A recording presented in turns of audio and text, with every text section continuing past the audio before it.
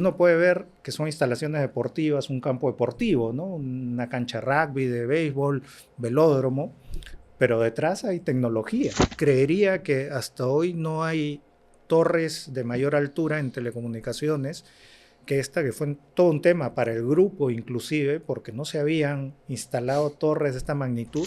Zonas que tienen 3, 4 escuelas, ¿por qué no plantear una iniciativa, por ejemplo, que sean escuelas 100% Digitalizadas. digitalizadas? ¿Por qué no tenemos iniciativas de Smart Cities o por lo menos de distritos smart, ¿no? Bajo Correcto. mecanismos no tradicionales?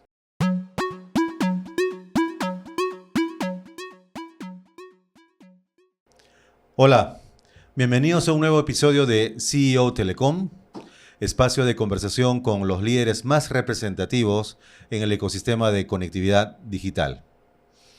En esta oportunidad vamos a conversar con un actor de mercado que tiene una trayectoria bastante extensa a nivel global y también en el país, y que para definir su modelo de negocio vamos a presentarlos como un proveedor de servicios multitécnicos para la transición energética, industrial y digital.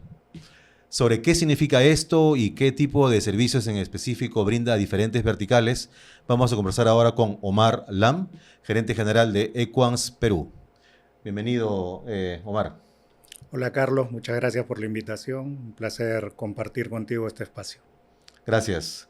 Bien, vamos a comentar, por supuesto, sobre esta definición de la propuesta de valor de Equans que acabo de mencionar, pero antes, para que nuestra audiencia pueda conocer un poco más sobre ti, si nos cuentas, ¿no?, sobre tu trayectoria, sobre cómo es que con el paso del tiempo en su momento asumiste este rol de responsabilidad en Equans. Para empezar, eres ingeniero, pero no eres ingeniero de telecomunicaciones, ingeniero electrónico, sino ingeniero civil. Si nos cuentas un poco sobre eso y a partir de ahí la trayectoria que has ido teniendo.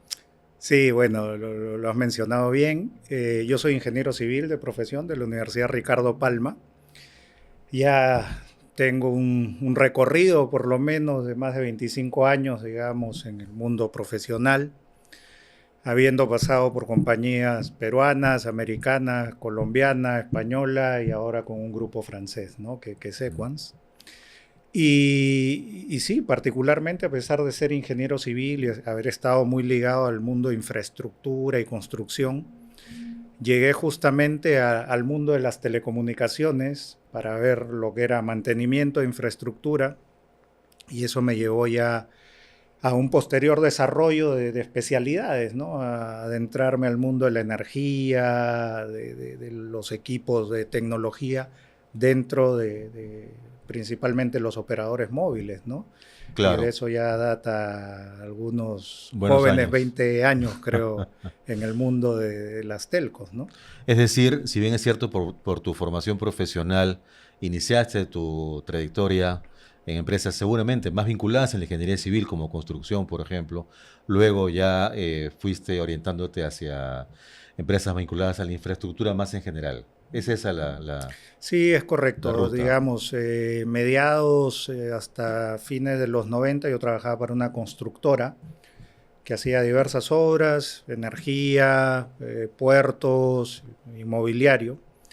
Y comenzando el 2000 es que migro a lo que en su momento fue Emerson Network Power, justamente porque atendía, era una cosa un poco extraña, porque era monocliente y únicamente atendía a Telefónica y todas las necesidades que tenía Monocliente era la empresa. Ni monocliente. siquiera monosectorial, sino monocliente. Monocliente y monocontrato, porque en realidad era el famoso, seguramente algunos colegas del sector se acordarán, era el famoso contrato CIE, el Servicio Integral de Energía y Edificios, ¿no? Era un empaquetado sui generis para la época, donde bueno, la compañía tenía las responsabilidades de cambiar un foco hasta cambiar los equipos en la antena de telecomunicaciones, ¿no?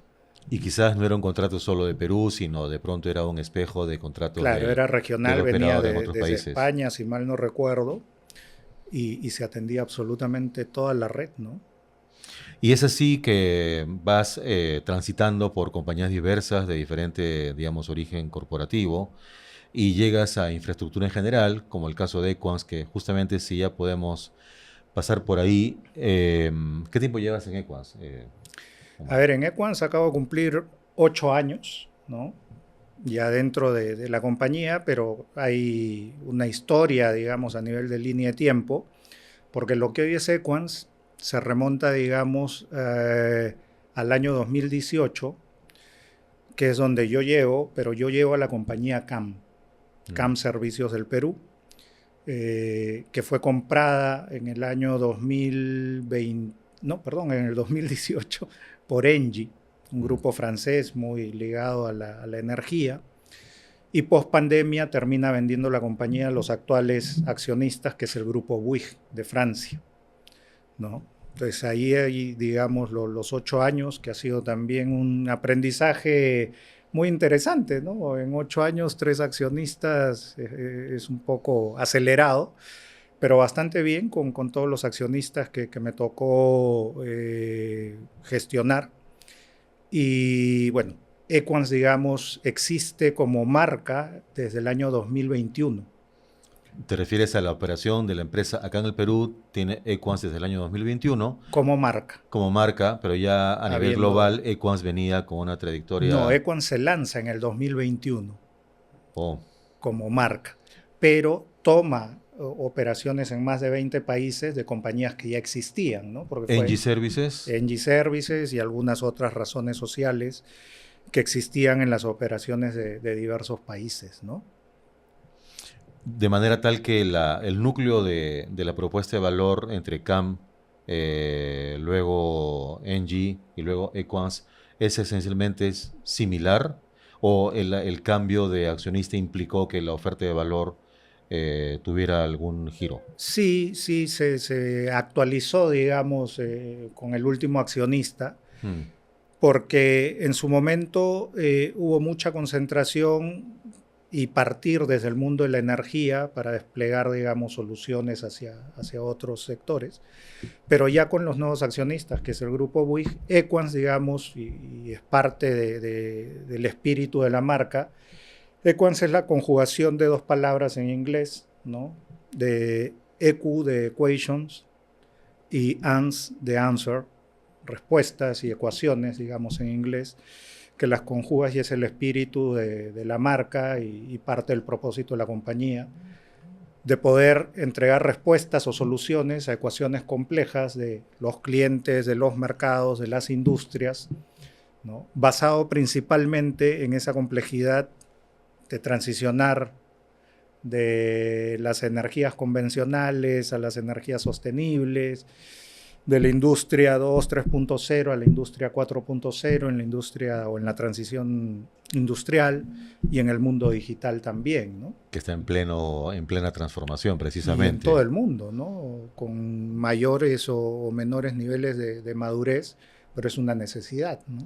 Sí, justamente ya eso me da pie, tu comentario previo acá me da el pie para consultarte y para precisar, aunque ya lo has adelantado en algo, exactamente qué hay detrás de este concepto de servicios multitécnicos para la transición en esas tres dimensiones. Multitécnicos alude al carácter bastante diverso de las especialidades que entran en juego en los servicios que ustedes proveen, por ejemplo.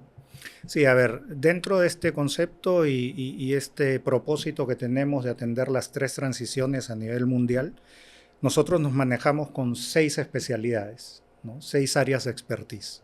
Mm. ICT, tecnología, robótica y mecánica, energía, facility management, sistemas de enfriamiento y sistemas de climatización, aire acondicionado y ventilación, que son de alguna manera los puntales que nos permiten a nosotros, o los pilares, atender soluciones a medida para las diversas industrias, haciendo un mix de estas especialidades y esta expertise, ¿no?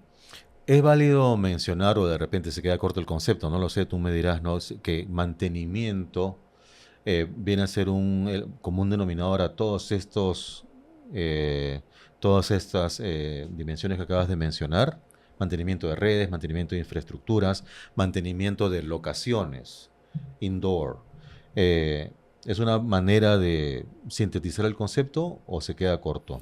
Sí, sí, y eso es esencial en buena cuenta, ¿no? El mantenimiento y bueno, dentro de las especialidades que yo mencionaba tenemos el Facility Management, que de alguna manera acoge, digamos, actividades de mantenimiento, pero Facility es una plataforma mucho más amplia. Pero justamente eso es lo que nosotros venimos trabajando y tratando de desarrollar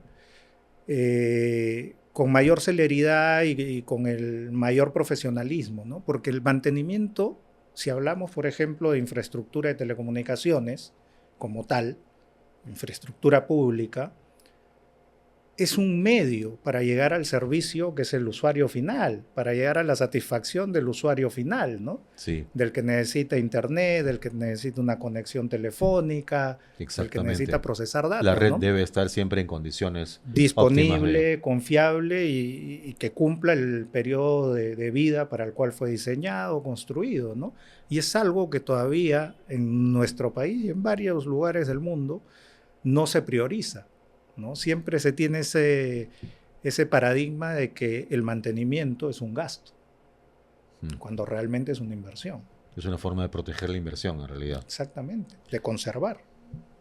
En ese sentido, ¿no? Antes de pasar a algunos casos que puedas mencionar del sector telecomunicaciones, si nos cuentas en esas otras verticales, porque digamos, ¿no? Hace un momento mencionaste un caso extremo de una empresa que era no solamente monosectorial, sino monocliente y hasta monocontrato. Ustedes no son nada de eso, ustedes son multiverticales, por decirlo de Sí. alguna forma, ¿no? Multisectoriales. Antes de entrar a Telecom, si nos cuentas alguna que otra experiencia que vale la pena, que quisieras compartir con nuestras audiencias, ¿no? De la experiencia de ustedes. Sí, a ver, sí, como bien has mencionado, nosotros nos definimos como una compañía de servicios multitécnicos y multiindustria, Sí. ¿no? Eso te permite cierta versatilidad sin perder el foco en estas 6 especialidades. Entonces, ¿qué te puedo comentar? Por ejemplo, creo que fue el 2023 o quizás 2024, uno de los mayores logros de Equans a nivel mundial, particularmente en Francia, hablando de alguna manera, transición industrial, ¿no? Empezó a robotizar para la Fuerza Armada Francesa todo lo que era la logística interna de las raciones de alimento para todos los efectivos o soldados, digamos, de la Armada Francesa, ¿no? Que antes era un proceso manual, muy artesanal. Hoy, en varias de las bases militares, tienen robots, operación y mantenimiento que hace Equans para que este empaquetado sea muy eficaz, ¿no? Y con altos estándares de sanidad y de conservación y demás, ¿no? Ha sido una transformación de la industria de defensa en Francia, por ejemplo.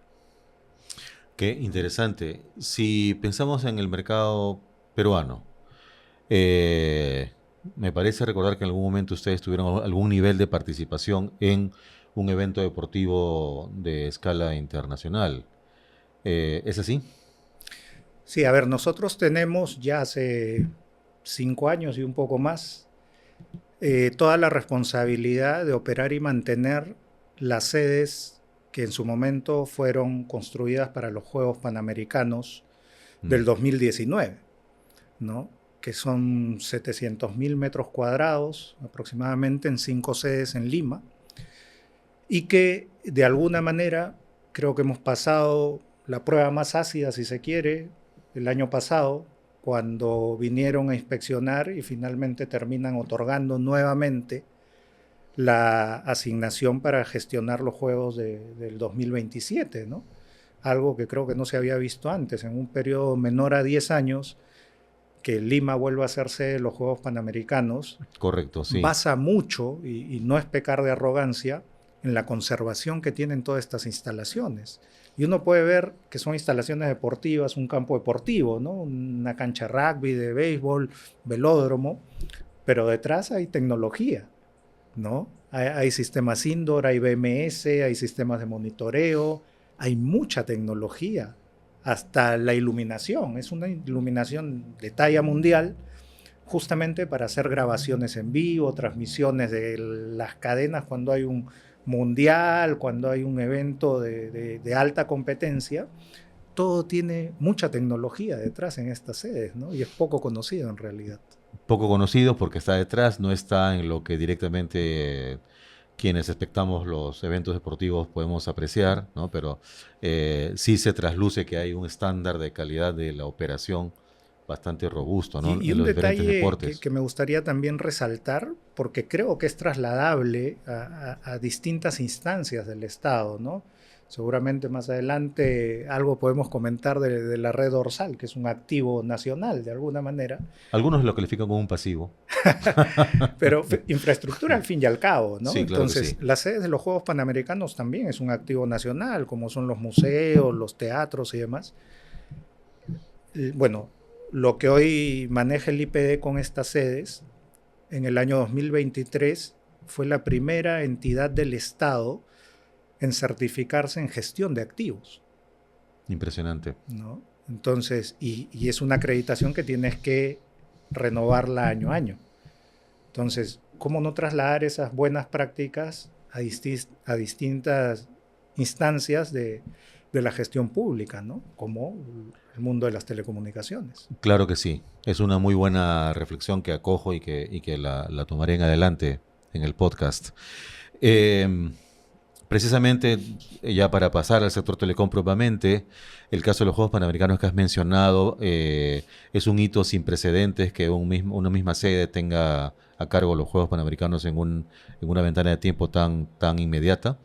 Y eso obedece precisamente a la excelencia en el funcionamiento de toda la operación, ¿no? Como comentábamos hace un momento, Omar, el mantenimiento es uno de los rubros que sintetiza toda esta propuesta de valor tan sofisticada de Equans. En ese sentido, en telecomunicaciones entiendo que la oferta de valor de ustedes también pasa por ahí, pero en ciertas oportunidades también incluye el despliegue de redes, el despliegue de infraestructuras a algún nivel. Si nos cuentas la experiencia de Equans en el sector telecomunicaciones. Sí, a ver, parto un poquito también para dar contexto con el accionista nuestro que es Bouygues. Una de las compañías, son 6, Equans es una de ellas, pero una de las compañías es Bouygues Telecom.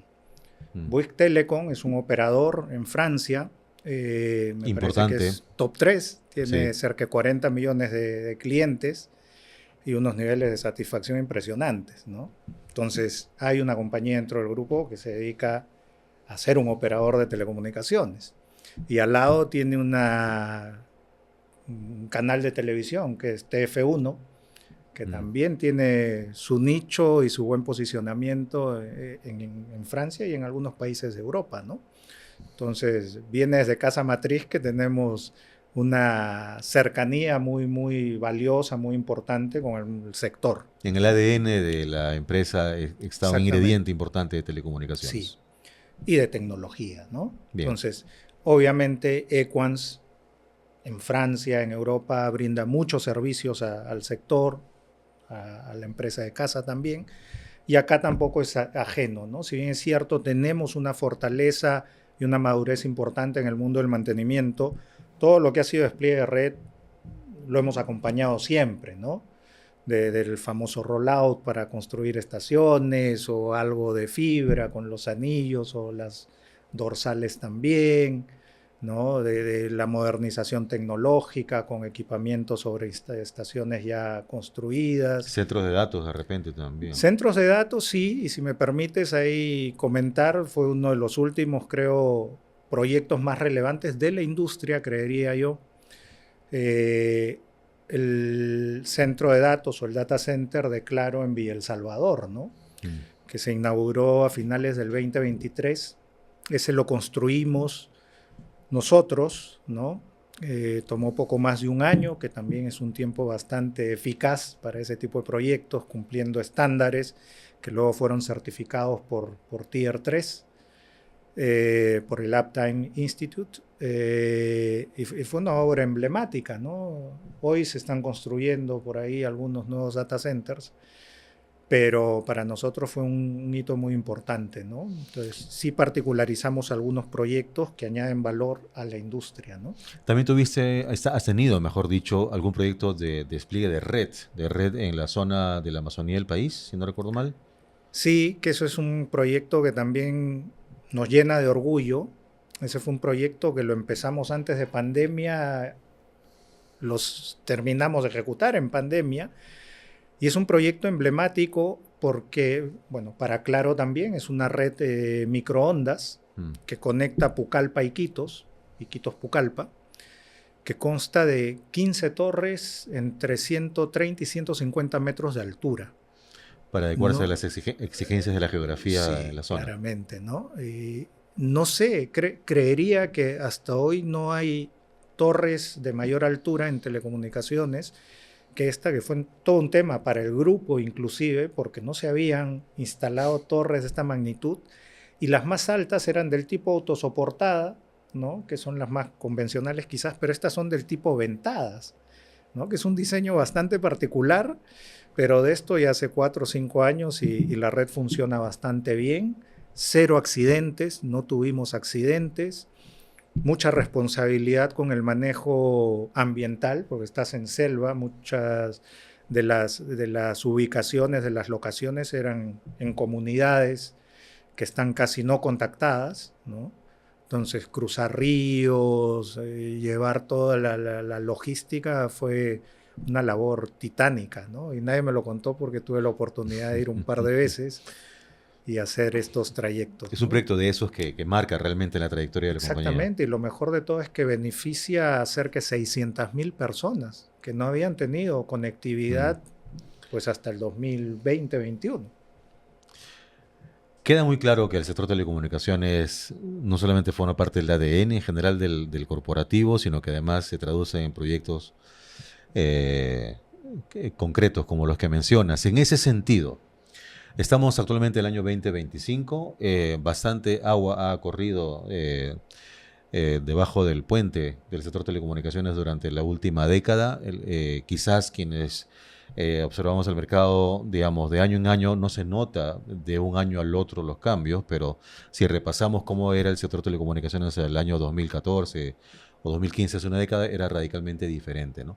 Hemos pasado por un proceso de crecimiento en los servicios móviles que ya se ha calmado y ahora más bien hay un nivel de competencia sumamente alto. El crecimiento se ha calmado y la competencia se ha fortalecido.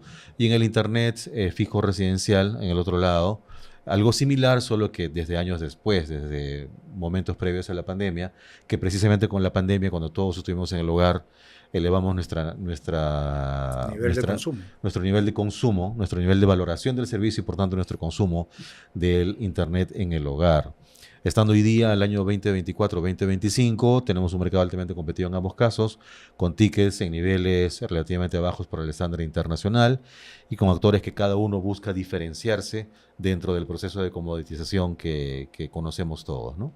En ese escenario, ustedes como actores que están vinculados a los operadores, ¿cómo perciben esta evolución reciente y sobre todo hacia adelante, cuáles son los desafíos o las oportunidades que pueden identificar?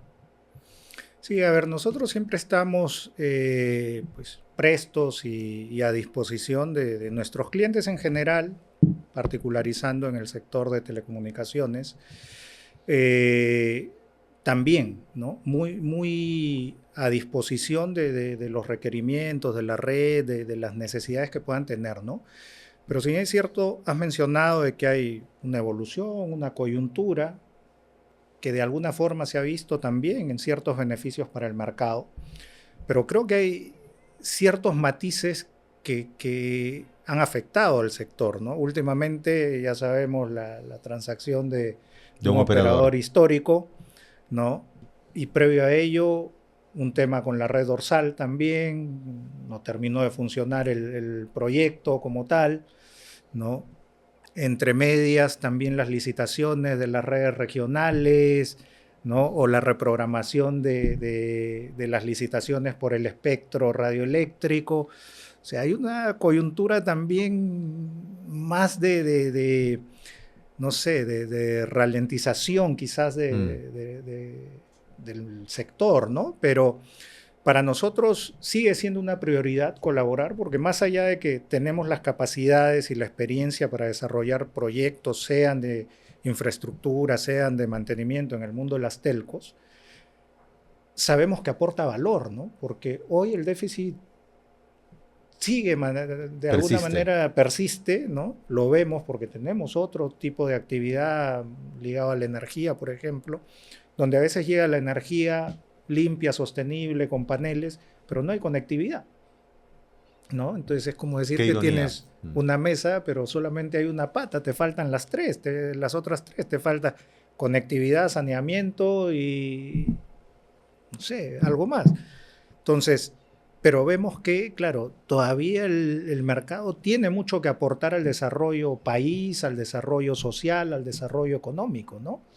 Pero ahí es donde también se genera, hasta cierto punto, pues esta dicotomía de que el mercado también está para los operadores tradicionales o los nuevos operadores, actores del sector, una pugna por quién consigue también costos ya muy por debajo de lo que razonablemente se debería pagar para que tengas una prestación de calidad, que cumple con leyes laborales, con permisos ambientales, ¿no? Y todo ese tipo de cosas, porque se ha ido de alguna manera deteriorando y en muchos casos vas a encontrar ausencia de ese cumplimiento que debería ser una regla para todos, ¿no? ¿Te refieres a nivel de la operación, a nivel de los despliegues de infraestructura? Exactamente, ¿no?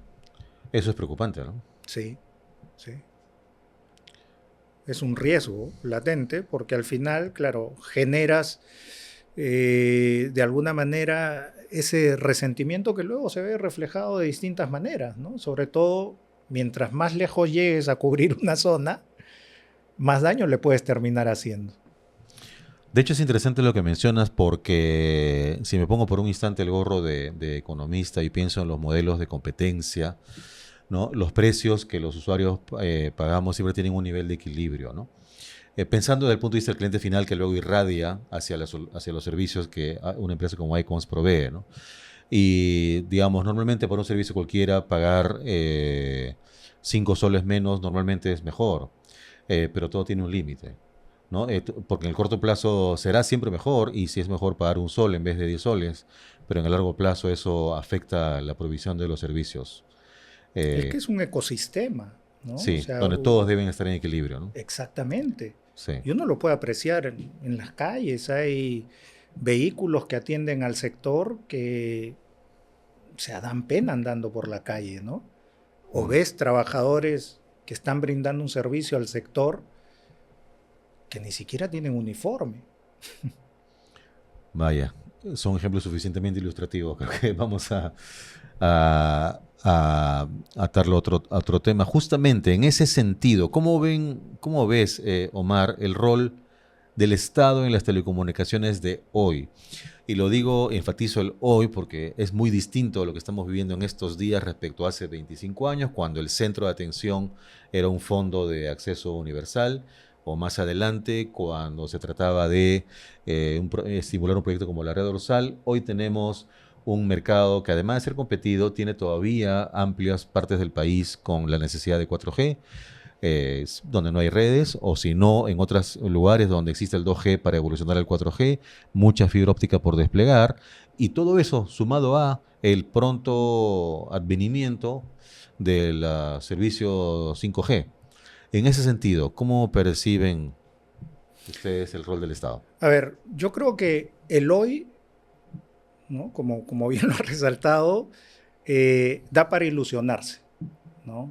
Da para ilusionarse desde el punto de vista que desde el Ministerio de Economía y Finanzas, desde Proinversión, vemos que hay una reacción, digamos, al menos que yo no la he visto en años anteriores o en gestiones anteriores, de tratar de impulsar el desarrollo económico del país en general, ¿no? Pero quizás sí hay que entrar en ciertos detalles, ¿no? De ver cómo se genera esa complementariedad, porque si tú ves el desarrollo de infraestructura educativa, de salud, ¿no? Ha crecido muchísimo en los últimos 3 o 4 años. Sin embargo, no sé, tienes escuelas que no tienen conectividad, o que no tienen energía. Entonces, construiste la linda escuela, pero adolece de las otras necesidades básicas, ¿no? Y sobre todo en el caso digital de un recurso que hoy día ya es sumamente Entonces, obvio como necesidad, ¿no? pero lo que sí creo es que también tiene que haber no sé, una propuesta, una llegada del sector, y del sector no solamente hablando de los operadores, ¿no? Sino de todos los stakeholders que formamos parte del sector de telecomunicaciones, para llegar con iniciativas al Estado, a la gestión pública, a decir, oye, ¿por qué no hacemos esto? Yo lo veo de alguna manera, no sé, por ejemplo, en el gas, la masificación del gas, se juntan las empresas, los stakeholders, y llegan con propuestas a la cartera, a Proinversión, al MEF, a la PCM. Lo ves en energía, los generadores renovables, los de transmisión eléctrica, sí han logrado de alguna manera generar esa cohesión como sector o como gremio, como ecosistema, y llegar con propuestas. Cohesión es un término muy interesante. Siempre los recursos, la visión del Estado va a estar limitada o está tan dispersa que atender iniciativas, si no están generadas, va a ser mucho más complejo, ¿no? Entonces, creo que tiene que ser de alguna manera complementario, y lo estamos viviendo también nosotros desde otros frentes. Al menos estas entidades promueven mucho las iniciativas desde el sector privado, ¿no? Tienen a bien recibir, dar una cita, que se exponga, marcar una agenda para trabajar en el desarrollo del sector que te lleve al desarrollo del país, ¿no? Quisiera rescatar lo último que acabas de mencionar, desarrollo país, ¿no? En los tiempos que tenemos hoy, ya el sector telecomunicaciones, en el fondo, deja de tener una agenda propia del sector, o sea, sectorial, sino que ya tiene una incidencia de manera transversal en diversos ámbitos del desarrollo económico y social del país. Y 5G es un ejemplo sumamente elocuente en el sentido de que impacta en la competitividad del país de manera directa, ¿no? En ese sentido, un desafío concreto, y me parece que algo así has insinuado con tu comentario previo, es la necesidad de calzar la disponibilidad de fuente de financiamiento con la realidad del mercado a través de iniciativas creativas, ¿no? El Estado, en particular el sector, y es justamente ahí si de repente pensamos fuera de la caja, no sé cómo lo veas tú con esta experiencia multisectorial, tenemos mecanismos como el canon por cobertura, que se va a ser extendido a otras obligaciones económicas de los operadores con el Estado para disponibilizar fondos, recursos que permitan ir a la inversión en el sector más que ir a las arcas del sector, del tesoro. ¿Cómo ven ustedes eso, ¿no? Con una mirada transversal, como más o menos lo has insinuado? Pero yo creo que es el momento ahora, por lo menos, de explorar, me atrevería a decir que algo se puede encontrar, otros mecanismos, ¿no?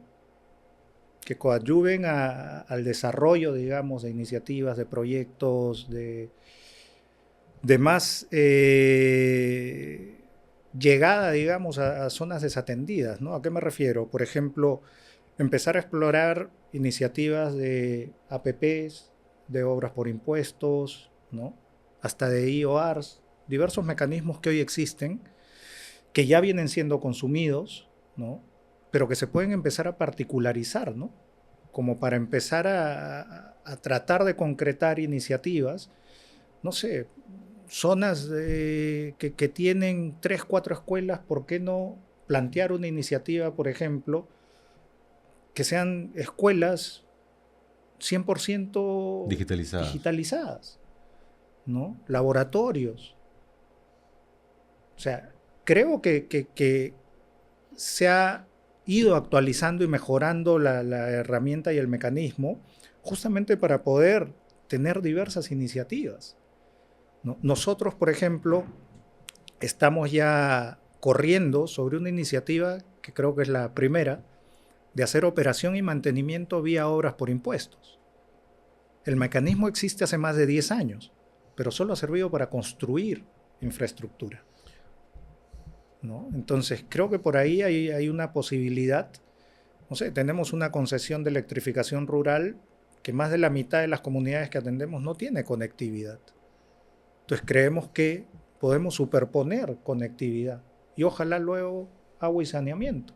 Sin ser expertos nosotros en DNI Consultores sobre este mecanismo como horas por impuestos, entiendo que típicamente está enfocado en bienes, en activos físicos y no tanto en servicios. Creo que es por ahí vas tú. Exactamente. Exactamente. O sea, no sé, tienes... lo que pasa es que de alguna manera estamos como Equans muy cerca de diversos sectores, industrias, ¿no?